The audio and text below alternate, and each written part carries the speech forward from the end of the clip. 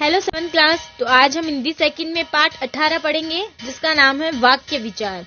नाम से पता चला ना, वाक्य विचार मतलब इसमें हम वाक्य के बारे में पढ़ेंगे, है ना। वाक्य किसे कहते हैं? पूर्ण अर्थ देने वाले शब्दों के सार्थक समूह को वाक्य कहते हैं। तो शब्दों का ऐसा सार्थक समूह जो पूर्ण अर्थ देता है वो क्या कहलाता है? वाक्य कहलाता है। वाक्य के दो अंग होते हैं, उद्देश्य और विधेय।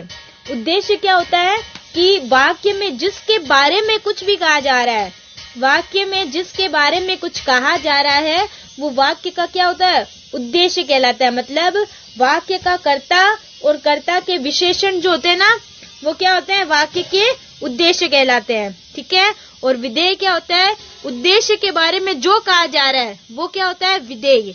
तो हम वाक्य एक एग्जाम्पल से समझते हैं। जैसे मैंने लिखा है बालक खेल रहा है, एक वाक्य लिखा।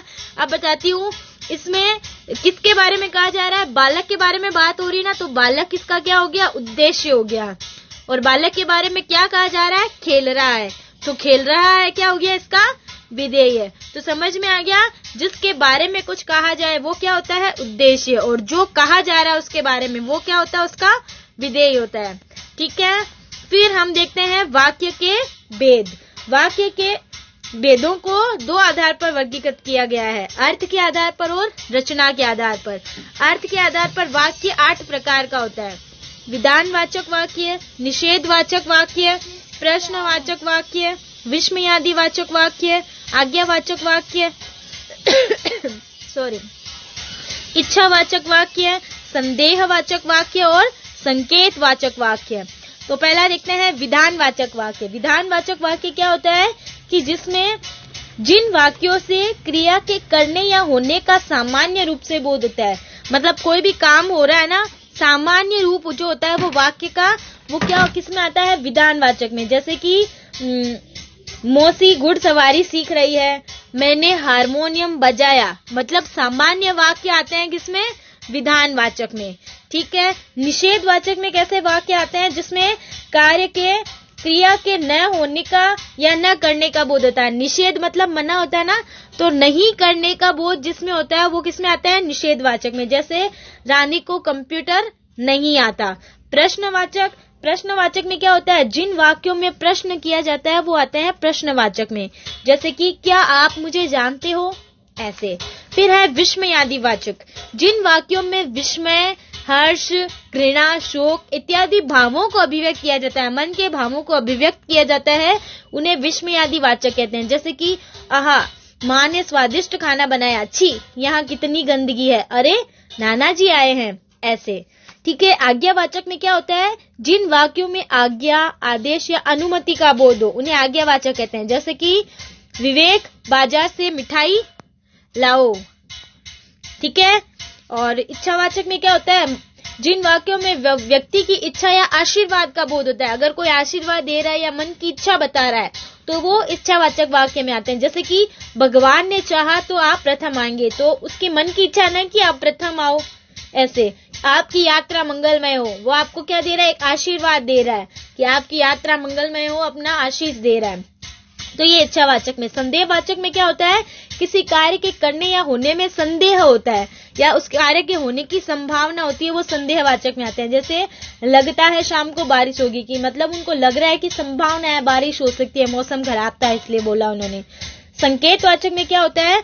जिसमें जिन वाक्यों में एक क्रिया का होना दूसरी क्रिया पर निर्भर करता है, कि एक क्रिया होगी उसका दूसरी क्रिया पर निर्भर होता है ना, तो वो क्या कहाँ आता है? संकेतवाचक में। जैसे यदि आप थोड़ा पहले आते तो मनीष से भी मिल लेते। मतलब मनीष से मिलना हो, अगर आप मिलना चाहते तो आपको थोड़ी देर पहले आना चाहिए था। मतलब दोनों क्रियाओं में जो एक क्रिया है वो दूसरी क्रिया पर निर्भर कर रही है। जैसे अगर समय पर वर्षा होती तो फसल अच्छी होती, तो फसल कब अच्छी होती? अगर समय पर बारिश हो जाती तो। ठीक है। तो ये संकेतवाचक में आते हैं। अब हम देखते हैं रचना के आधार पर। रचना के आधार पर 3 प्रकार होते हैं, सरल वाक्य, संयुक्त वाक्य और मिश्रित वाक्य। सरल वाक्य में क्या होता है? जिन वाक्यों में एक ही उद्देश्य और एक ही विधेय होता है वो सरल वाक्य होते हैं, जिसमें एक ही उद्देश्य होगा और एक ही विधेय होगा। ठीक है। जैसे मोनू रो रहा है, तो मोनू क्या हो गया? उद्देश्य, और रो रहा है विधेय हो गया। संयुक्त वाक्य में क्या होता है? जहां 2 या 2 से अधिक सरल वाक्य किसी संयोजक से जुड़े होते हैं वो संयुक्त वाक्य कहलाता है। जैसे विजय की साइकिल गुम हो गई इसलिए वह दुखी है, तो ये जुड़े किससे हैं? इसलिए शब्द से जुड़े हैं, ठीक है ना। ये संयुक्त वाक्य में आता है। मिश्रित वाक्य, मिश्रित वाक्य क्या होते हैं? जिन वाक्यों में एक से अधिक उपवाक्य होते हैं उनमें से एक प्रधान तथा अन्य गौण होते हैं, उन्हें मिश्रित कहते हैं। जैसे कि रोमा वह कहानी पढ़ रही है जिसे शिक्षिका ने याद करने को कहा था, या रंजीत ने कहा कि वह कल झांसी जाएगा, ठीक है। तो ये हो गए आपके वाक्य के भेद। तो ये चैप्टर हमने देख लिया, अब हम इसके प्रश्नोत्तर देख लेते हैं। तो संयुक्त वाक्य और मिश्रित वाक्य में अंतर 103 और 104 पे है। सरल वाक्य और संयुक्त वाक्य में अंतर पेज नंबर 103 पे है। देखिए,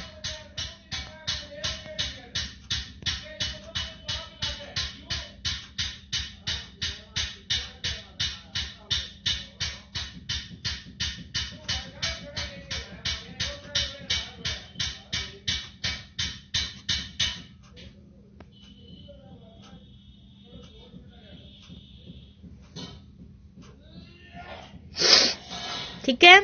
देखो, फिर है निषेधवाचक वाक्य का उदाहरण बताओ। रानी को कंप्यूटर नहीं आता। वाक्य किसे कहते हैं? पेज नंबर 103 पे। अर्थ की दृष्टि से वाक्य के कितने भेद होते हैं? 8। रचना के आधार पर वाक्य के कितने भेद हैं? 3। आज्ञावाचक और इच्छावाचक वाक्य में उदाहरण सहित अंतर स्पष्ट करो, तो वो पेज नंबर 103 पे आ रखा है। सबको मैंने नंबर दे रखा है, आप लोग देख लेना। फिर ब्लैंक में आएगा पदों का वह व्यवस्थित समूह जो पूर्ण अर्थ देने की क्षमता रखता है, वाक्य कहलाता है। रचना के आधार पर वाक्य के 3 भेद हैं। जिन वाक्यों में प्रश्न किया जाता है उन्हें प्रश्नवाचक वाक्य कहते हैं। जिस वाक्य में किसी कार्य करने या होने की संभावना हो उन्हें संदेहवाचक वाक्य कहते हैं। मौसी घुड़सवारी सीख रही है, विधानवाचक। परमात्मा करे तुम स्वस्थ हो जाओ, इच्छावाचक। आप मेरी बात सुन रहे हैं ना, प्रश्नवाचक। वरुण व्यायामशाला नहीं जाता, निषेधवाचक। श्याम शायद कल हम घूमने जाएं, संदेहवाचक। उसके बाद में प्रश्न 4 में आपको वाक्य भेद, अर्थ के आधार पर वाक्य के भेद बताने हैं यहाँ पर, तो ये आप खुद करोगे। रचना के आधार पर वाक्य भेद बताने हैं चौथे में, और 5वें में अर्थ के आधार पर बताने हैं। मैंने लिखे हैं, आप लोग खुद से करोगे वरना आप यहाँ से देख के करोगे, ठीक है। उसके बाद है कि वाक्य को निर्देशांक बदलो। पहले में आपके संदेहवाचक आ रखा है ना कोष्टक में, तो आप वहां संकेतवाचक लिखोगे और चौथे में संदेहवाचक लिखोगे, ठीक है। और फिर इन वाक्यों को इनके हिसाब से चेंज करना है। आप खुद कोशिश करोगे वरना आप यहाँ से खुद फील करोगे, ठीक है। तो ये आपका पाठ वाक्य विचार कंप्लीट हो गया है।